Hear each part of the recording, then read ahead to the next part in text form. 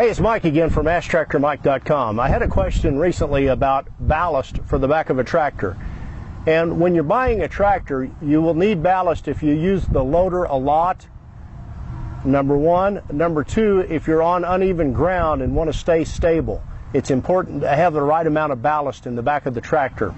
And there are basically three ways you can add ballast, and we're going to discuss those three today and the advantages and disadvantages of both. The first thing you can do to add ballast, there is actually fluid that can be pumped into the rear tires.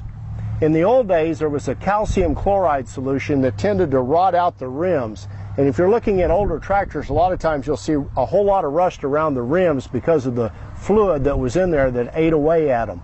The new fluid is more of an antifreeze solution. It's non-caustic.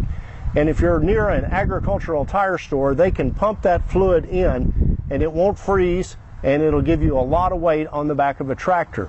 And that price for that varies from time to time. Your tire store can tell you, but what they do is they just pump that fluid in. The advantage to having fluid in the tires is it carries the weight low. It'll always be in the bottom part of the tire holding you down to the ground, and if you're on uneven terrain, that may be the best way to go. The disadvantage of fluid in the tires is if you poke a major hole or rupture in the tire, you could lose that fluid, and it's not cheap. So, but another thing you can do with the fluid, if you trade tractors, the tire shop can pump the fluid out of that tire and pump it into a new tractor and give you weight there. The second method of adding ballast to the back of a tractor is what we have here, and these are rear wheel weights.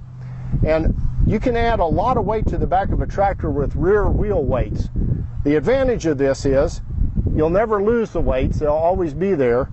The two disadvantages of the weights, the weight is just a little bit higher, and also it's a bearcat if you ever have to change a tire to get the tire on and off. And that's why I recommend, if you go with wheel weights, buy them from your local dealer, have them install them, because they'll have the products necessary to get them on and get them mounted right.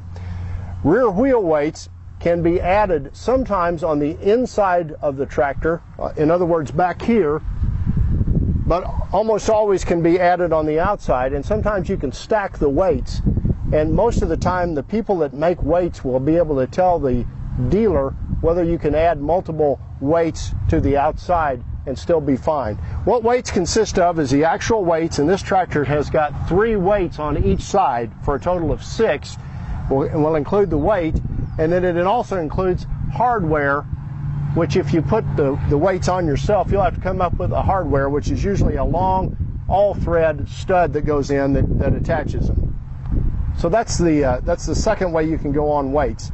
Weights vary in price. They'll generally cost about the same as fluid.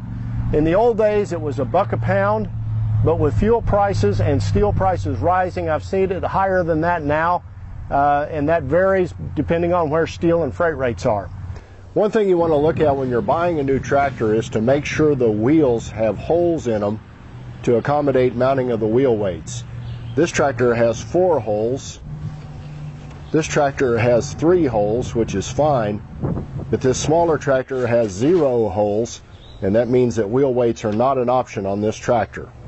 The third method you can use is a rear ballast box, or just putting a rear 3-pointed mount implement on the back of your tractor. The advantages of that, when you're not using it, when you're on flat ground or not using your loader, you can take it off.